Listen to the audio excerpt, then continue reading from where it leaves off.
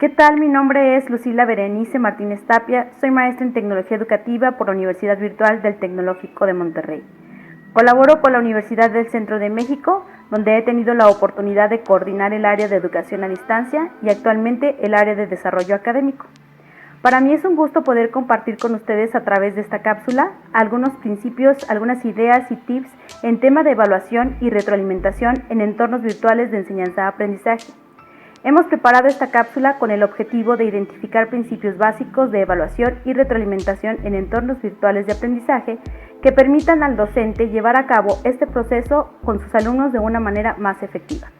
Espero les resulte de utilidad y que al final de la cápsula podamos aplicar estos principios. En la primera parte contenidos que vamos a revisar temas relacionados con el tema de evaluación, momentos de evaluación, características de la evaluación en un entorno virtual de enseñanza-aprendizaje, la evaluación en dichos entornos y revisaremos algunas prácticas e instrumentos de evaluación.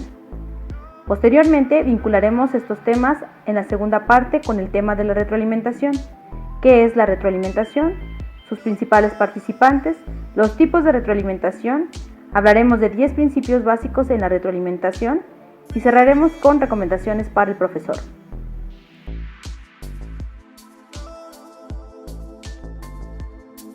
Antes de hablar de evaluación, quiero compartirte lo importante que es la modificación de los roles, tanto de los docentes como de los alumnos en estos entornos virtuales. Es muy importante ser conscientes de que como docentes debemos desarrollar otras habilidades.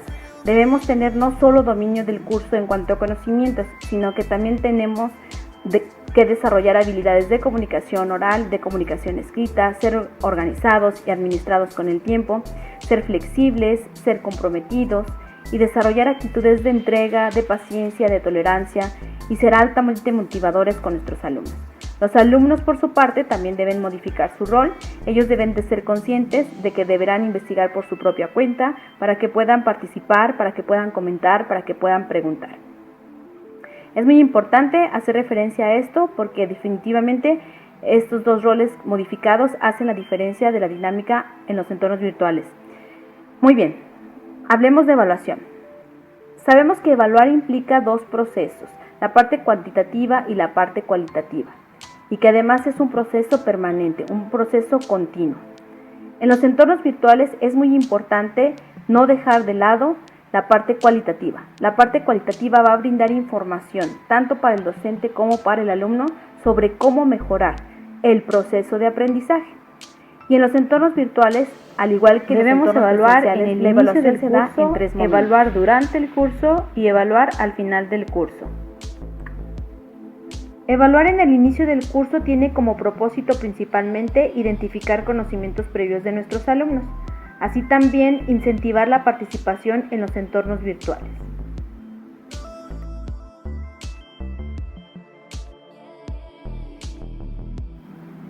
Las actividades que yo puedo sugerirles como parte de la evaluación diagnóstica o la evaluación que se realiza al inicio del curso son las siguientes.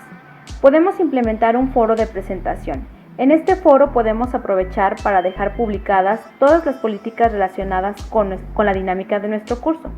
Podemos pedirles que se presenten, donde ellos nos comenten sobre las asignaturas que ya han llevado y que creen que se relacionan con nuestras materias, con la materia que van a desarrollar en ese momento. También podemos pedirles que nos expresen sobre las expectativas que tienen del curso. Pueden compartirnos incluso alguna fotografía.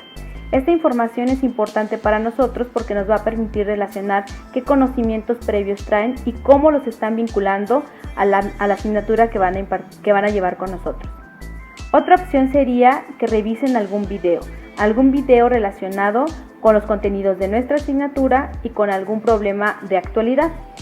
Podemos pedirles que participen o que comenten sobre este video en un foro o en una sesión en tiempo real.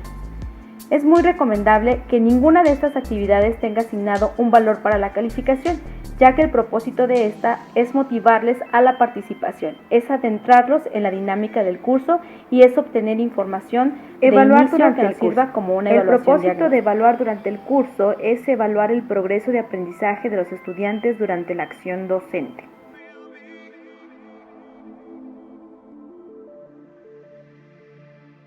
La evaluación continua es un proceso fundamental en los entornos virtuales de aprendizaje. Debemos recordar que en este proceso vamos a obtener información sobre el progreso de nuestros alumnos en cuanto a la construcción de su aprendizaje. Es muy importante que diseñemos actividades que puedan darnos esa información, que puedan indicarnos cómo está resultando el progreso en el avance de nuestros alumnos. El estudiante también debe obtener información a partir de estas actividades, debe retroalimentarle sobre cuáles son sus áreas de oportunidad y qué es lo que puede hacer para mejorar en ellas. También es importante que como docentes durante el curso vayamos realizando los ajustes según las retroalimentaciones o según lo que hemos observado en el desempeño de nuestros alumnos. Todo esto es parte importante de la evaluación continua. Las actividades que Algunas yo les puedo ideas para actividades esto de son las evaluación siguientes. continua pueden ser las siguientes. Podemos solicitar un debate si nos interesa que nuestros alumnos revisen y analicen un tema y que sean capaces de asumir posturas y de defender sus propias ideas debidamente fundamentadas. Para ello podemos utilizar herramientas como foros de discusión o incluso hacer un debate en tiempo real en otras plataformas. También podemos solicitar diseño de materiales multimedia, esto con la intención de que los alumnos asimilen y sean capaces de estructurar y organizar un tema para el entendimiento del mismo. Aquí podemos utilizar herramientas como PowerPoint, Excel Learning y algunas otras aplicaciones disponibles en la red. Otra actividad que podemos utilizar durante la evaluación continua e incluso como parte de una evaluación final es el análisis de casos. El análisis de casos va a detonar en el alumno la capacidad de resolver o analizar un caso a la luz de la teoría que ya conoce. Para ello podemos utilizar herramientas variadas como editores de texto o incluso podemos utilizar herramientas en la red como el Google Drive o el Dropbox que les permiten compartir archivos y editarlos al mismo tiempo. Otra actividad que podemos llevar a cabo es la simulación o el juego de roles. Para ello los alumnos tendrían que familiarizarse o adentrarse con un rol y poderlo interpretar. Para ello pueden utilizar cualquier editor de video como YouTube, como videos, aplicaciones de video disponibles en la red.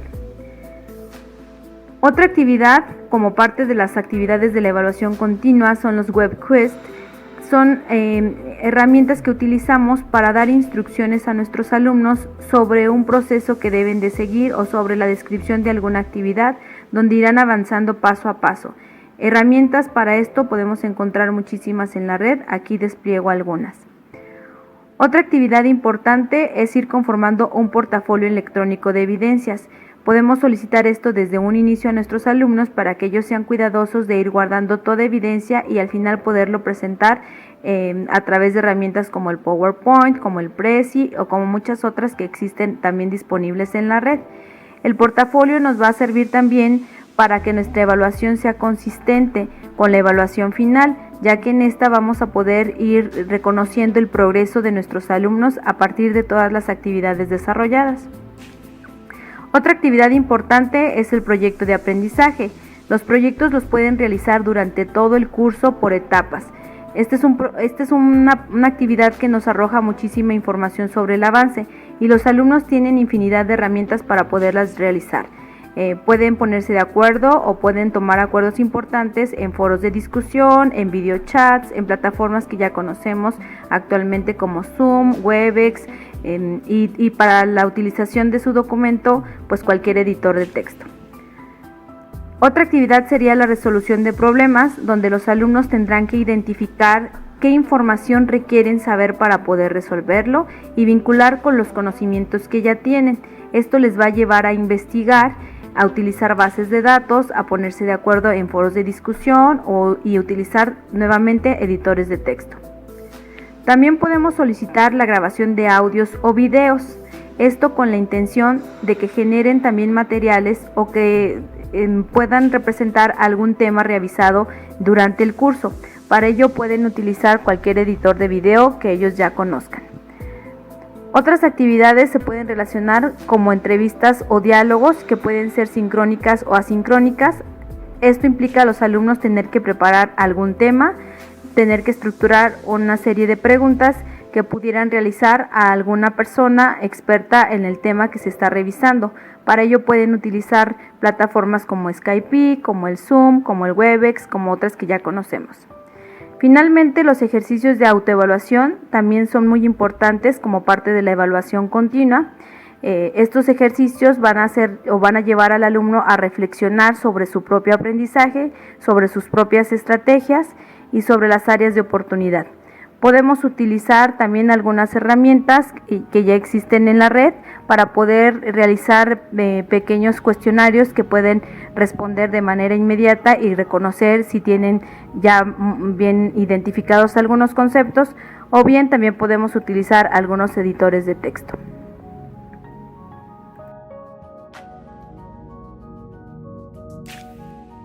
Quiero que revisemos ahora un ejemplo de una actividad diseñada para un foro de discusión.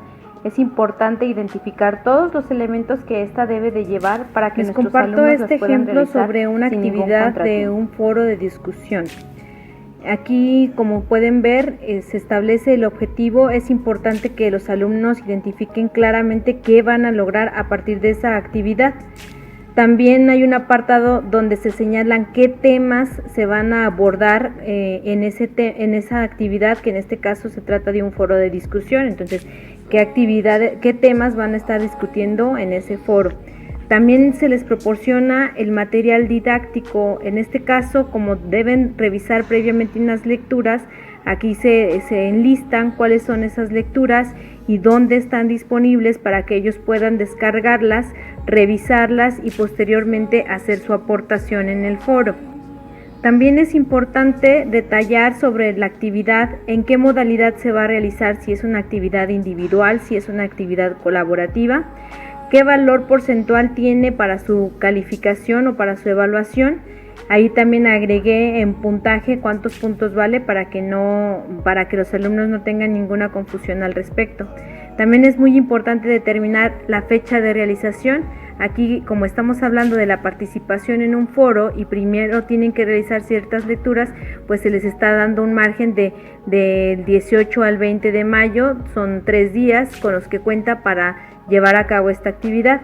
También se les indica en qué medio van a trabajar, en este caso, bueno, pues el foro y el nombre del foro. Después viene un apartado donde se realiza una descripción detallada, donde se retoma el propósito de la actividad, que los alumnos sepan que van a alcanzar al realizar esta actividad, y algunos pasos de cómo la pueden llevar a cabo o cómo la pueden desarrollar de manera muy puntual. Esto con la finalidad de que no haya confusión. Hay que recordar que todo debe de ser muy claro desde el principio para que los alumnos puedan llevarla a cabo. En este caso se especifica que, bueno, primero debe de realizar la lectura, después debe participar en el foro respondiendo a 3 de las preguntas detonantes que se han publicado ahí. Después de participar respondiendo a 3 de las preguntas, deberá hacer réplica de manera respetuosa y a algunas de las respuestas de sus compañeros. Y finalmente, bueno, verificar los ejemplos como hilos de conversación válidos y no válidos para que ellos puedan saber qué características deben de cumplir sus aportaciones en el foro. Como podemos ver aquí, se les ha agregado un ejemplo no válido. Un ejemplo no válido de una aportación sería escribir yo pienso que. Hay que recordar que todas las aportaciones deben de estar fundamentadas o tener argumentos válidos. O un tipo de respuesta donde diga estoy de acuerdo contigo y no tengo más que aportar, pues tampoco es algo que resulte válido. O me gustaría que, tampoco sería una aportación válida. O un tipo de respuesta de no estoy de acuerdo, lo que has comentado es erróneo, sin dar mayor argumento, pues tampoco sería un ejemplo válido para la aportación en el foro. En cambio, un ejemplo válido es donde el alumno realiza aportaciones donde menciona, por ejemplo, con base en las propuestas del autor, considero que bla bla bla. Y las respuestas válidas que se pueden considerar son: es interesante lo que comentas y quizá convendría complementar con, o bien tu propuesta es muy interesante, sin embargo difiere un poco, ya que de acuerdo con, y ahí se tendría que argumentar alguna otra idea con base en algún autor. Estos son una descripción detallada de una actividad. Ahí también se hace una última recomendación para realizar las aportaciones en tiempo. Se solicita que la aportación se haga el primer día de foro para que a partir del segundo puedan tener oportunidad de hacer réplica a sus compañeros y con esto generar una discusión. dentro de este foro.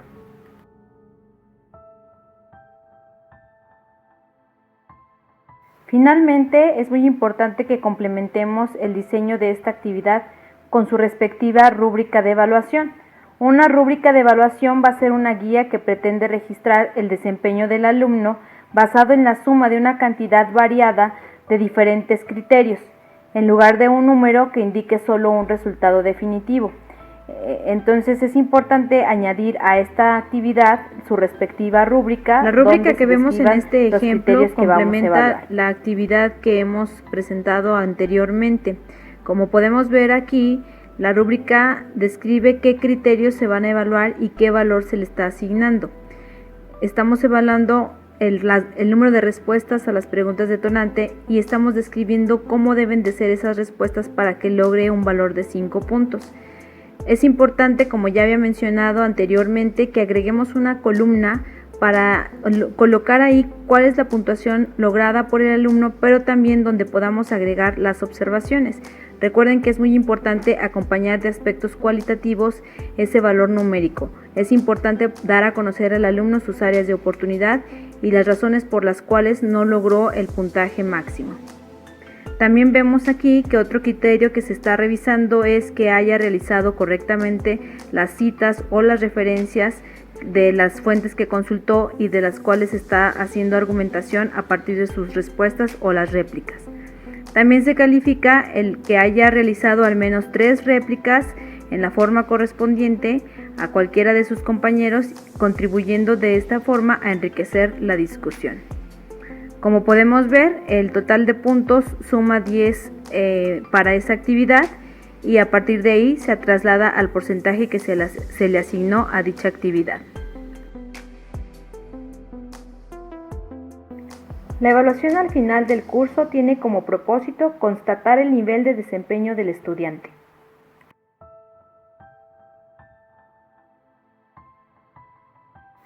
En esta parte de la evaluación final o la evaluación sumativa quiero compartirles unos aspectos muy importantes. Habitualmente solemos asignar una mayor ponderación a una evaluación sumativa porque asumimos que en esta estamos constatando el nivel de desempeño del estudiante.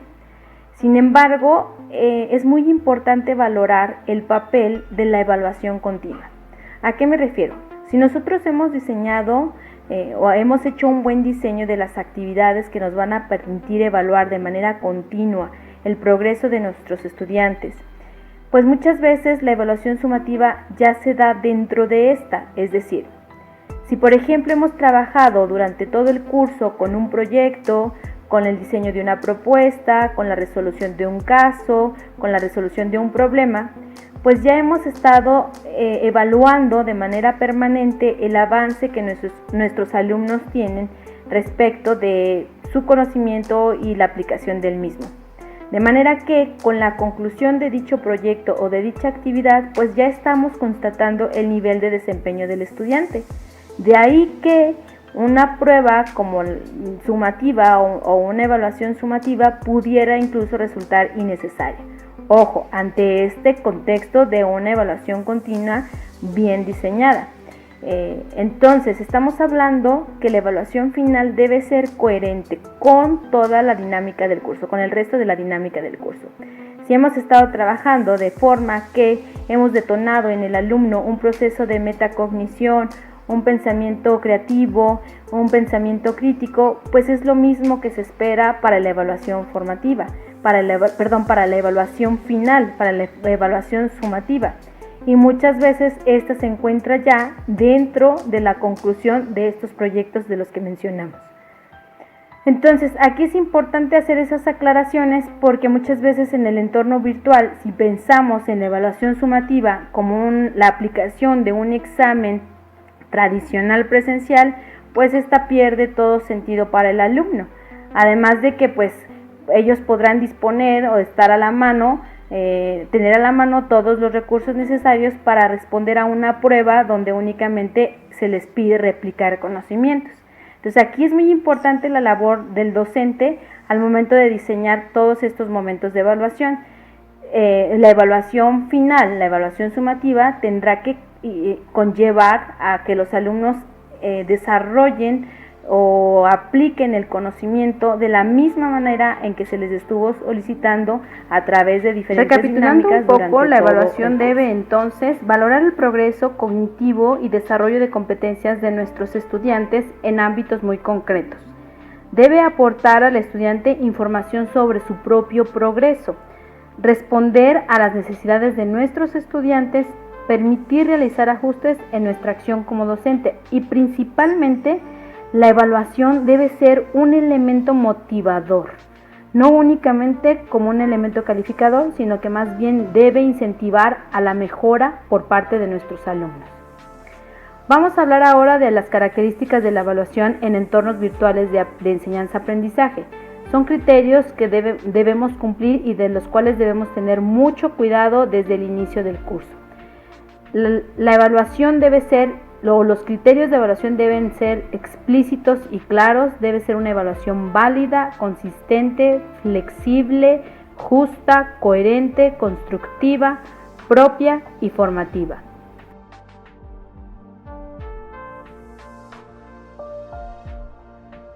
Quiero ahora hacerles algunas recomendaciones o darles algunos ejemplos de cómo podemos hacer para que nuestra evaluación cumpla con estas características. Para que sea explícita y clara, es muy sencillo, debemos hacer públicos nuestros criterios de evaluación o las políticas de nuestro curso desde el inicio. Para ello podemos utilizar, como ya lo hemos mencionado, pues las plataformas académicas, los correos electrónicos, los foros de discusión. Para que sea válida, tenemos que utilizar rúbricas de evaluación, ya veremos algunos ejemplos, donde los criterios que se establezcan sean consistentes o que sean congruentes con el objetivo que pretendemos lograr, es decir, que midan lo que realmente se ha planteado.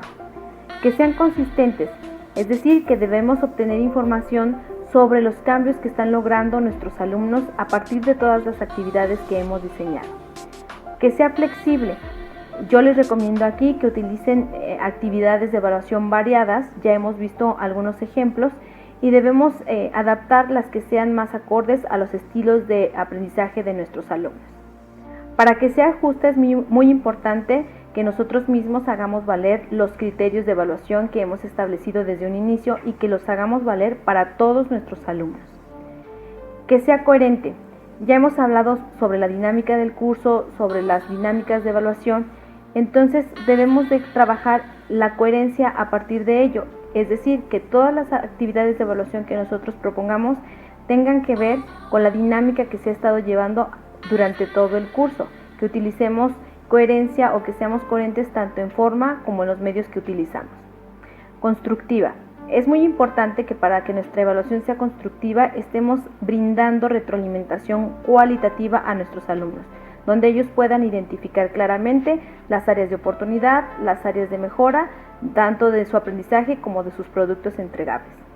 Que sea propia. Los alumnos tienen que apropiarse también de la evaluación. Para ello nosotros podemos implementar prácticas de autoevaluación, podemos diseñar también algunos cuestionarios que ellos puedan contestar en tiempo real y que les vayan retroalimentando de manera inmediata. De esta manera ellos podrán obtener información sobre cómo están avanzando. Finalmente, para que sea formativa, como ya lo hemos estado mencionando, es muy importante que aporte al alumno estas áreas de oportunidad. Es un proceso que debe de ser permanente, que ya lo hemos mencionado durante todo el curso. Debemos estar identificando o dando a conocer a nuestros alumnos la forma en que van avanzando, la forma o las áreas de oportunidad. Les muestro ahora un ejemplo de una ficha de autoevaluación para mejorar. Como pueden ver, esta es una ficha que deberá responder el alumno sobre sí mismo. Aquí nosotros le planteamos diferentes interrogantes cuyas respuestas nos van a brindar información en diferentes aspectos. Preguntamos directamente qué contenidos clave pertenecen a este módulo. Esto nos va a permitir reconocer si está relacionado, si tiene claro, si tiene consciente la temática que estamos abordando. ¿Qué contenidos clave has aprendido y en qué nivel? ¿Alto, medio o bajo? Esto va a permitir que el alumno realice un proceso de metacognición donde él identifique claramente qué es lo que sí sabe, qué es lo que le falta por aprender o en qué nivel de aprendizaje lo ha logrado. ¿Qué has hecho para aprenderlo? De igual forma, tendrá que reflexionar en su respuesta sobre qué actividades o qué estrategias didácticas le han ayudado para poder lograr estos aprendizajes. ¿Qué inconvenientes u obstáculos has encontrado? ¿Cuáles has resuelto y cómo? Esta pregunta le va a permitir hacer un análisis sobre sí mismo de lo que ha tenido que enfrentar y cómo lo ha resuelto. En los entornos virtuales, los docentes pues no nos encontramos ahí directamente a la mano, entonces muchas veces el ejercicio en entornos virtuales les lleva a los alumnos cuando se enfrentan ante un obstáculo, pues en el mejor de los casos hacer este análisis, saber cómo puedo resolverlo, qué tengo que hacer, dónde puedo encontrar información, etcétera. En algunos otros casos, en casos de estrés, pues nuestros alumnos suelen tirar la toalla. Entonces las respuestas a esta pregunta nos brindan información muy importante sobre cómo podemos ir orientando a nuestros alumnos o cómo podemos ayudarles para que ellos mismos vayan resolviendo estos obstáculos. ¿Qué es lo que has podido resolver? Bueno, ya lo mencionamos, es un ejercicio de reflexión y de asertividad donde el alumno va a poder identificar qué le ha ayudado, qué técnicas o estrategias le han ayudado a superar esos obstáculos y pues ver que las puede llevar a cabo para resolver situaciones futuras. ¿Cómo te planteas el aprendizaje del módulo siguiente? Esto ya es información que nos va a permitir asociar con el siguiente tema. La podemos considerar parte de una evaluación diagnóstica donde nos va a reflejar qué conocimientos adquirió y cómo los va a relacionar con el siguiente tema.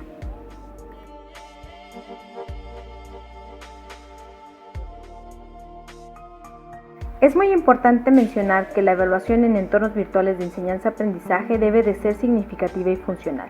Es decir, debemos poner en juego los conocimientos previos de nuestros alumnos y que estos sean capaces de relacionarlos con los nuevos para la aplicación del conocimiento. Por otro lado, las actividades de evaluación no solo deben evaluar un producto final, deben permitirnos evaluar también procedimientos, actitudes, valores y normas durante la realización de las mismas, y verificar el progreso que tienen nuestros alumnos en relación con esto. Finalmente, la evaluación debe ser no solo individual, también debemos prepararles para un entorno laboral a partir de las coevaluaciones. Las coevaluaciones las podemos utilizar siempre que haya habido una carga importante de aprendizaje colaborativo.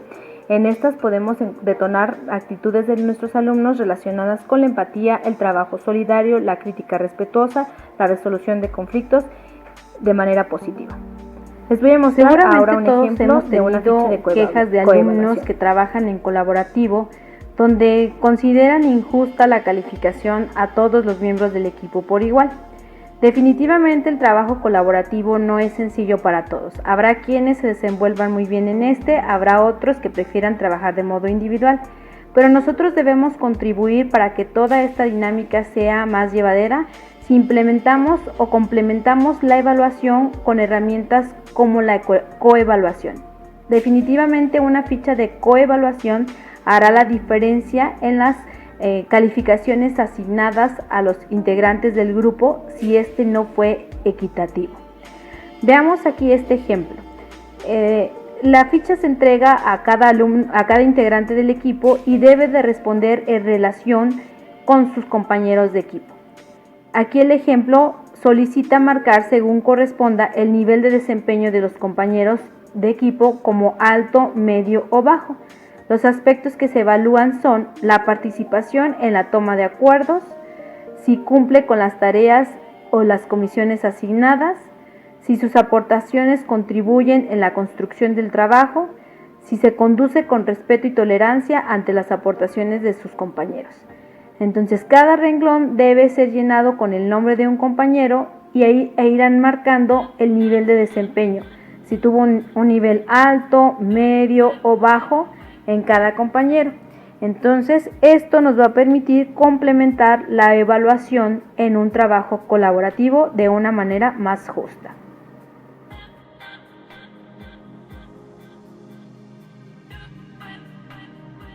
Vamos a platicar ahora sobre un tema interesante relacionado también con la evaluación y que a muchos inquieta en estos entornos virtuales. Me refiero al plagio y a los documentos no originales. Les comento que este tema o estas incidencias se presentan de la misma manera que se presentan en los entornos presenciales. No se hacen especialmente difíciles acá, sin embargo es importante seguir algunas recomendaciones para evitar cualquier contratiempo o disgusto con nuestros alumnos. En primer lugar, yo les recomiendo que aprendamos a conocer a nuestros alumnos. Aprendamos a conocerlos a través de sus trabajos, a través de su comunicación oral, a través de su comunicación escrita. Es decir, vamos a ir identificando en ellos las habilidades que tienen para desarrollar cualquier documento académico, de manera que podamos evitar ser sorprendidos en cualquier salto importante en la calidad de lo que nos están presentando. Es muy importante también que contemos desde un inicio con políticas y con una guía que debemos seguir ante cualquier irregularidad de este tipo y que desde luego debemos darla a conocer a nuestros alumnos para poder respaldarnos ante cualquier situación. Voy a hablarles ahora un poco sobre las estrategias que les recomiendo para minimizar que muchas de las veces las situaciones que se llegan a dar de plagio son por desconocimiento de nuestros alumnos. Desconocen cómo trabajar un documento académico con ideas originales y es nuestro deber informarles sobre las diferencias entre el discurso o la escritura académica y el plagio. Debemos informarles cómo pueden ir construyendo un documento con ideas originales y que estén sustentadas en ideas de otros autores. Cómo pueden utilizar textos completos o párrafos completos o bien parafrasearlos sin incurrir en el plagio. Debemos brindar indicaciones claras sobre cómo citar estas fuentes y cómo hacer referencias a estos autores. Esto sin lugar a dudas va a ayudar a minimizar, va a enseñar a los alumnos a que trabajen con ideas originales. Como ya he mencionado, es importante marcar normas de la asignatura desde un inicio, normas que nos indiquen cómo actuar ante una incidencia o ante una problemática de este tipo.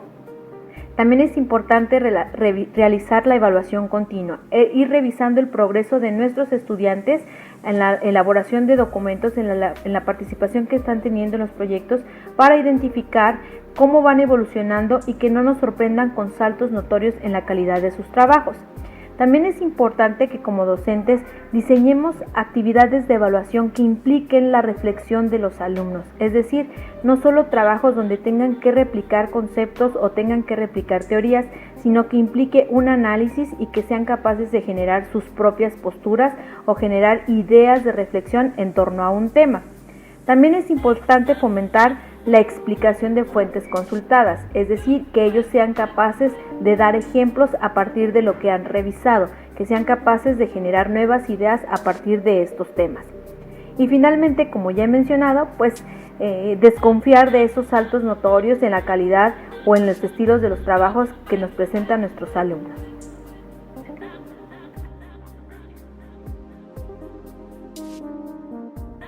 Algunas consideraciones para conformar un protocolo de acción ante la detección de un plagio son las siguientes.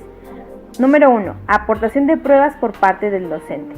Número 2. Plantear la situación al estudiante en cuestión. Número 3. Que las políticas establecidas den margen para que el docente pueda ser flexible de acuerdo con los casos que se hayan identificado. Y finalmente, que las políticas de actuación Revisemos ahora este ejemplo que contiene las normas sobre el plagio o trabajo no original en determinada asignatura.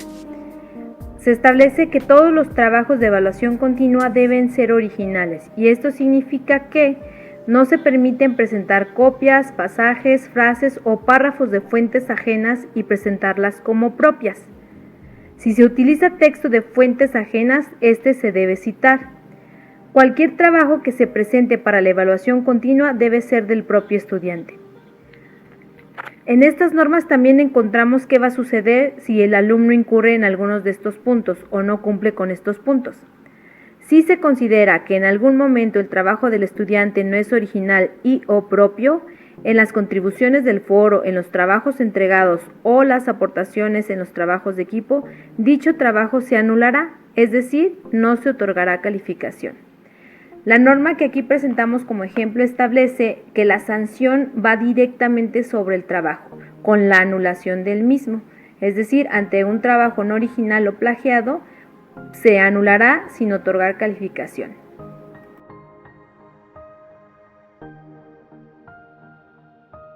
Hemos revisado hasta este punto todos los temas relacionados con evaluación. Hemos cumplido con la primera parte de esta cápsula y a continuación abordaremos todos los temas relacionados con la retroalimentación.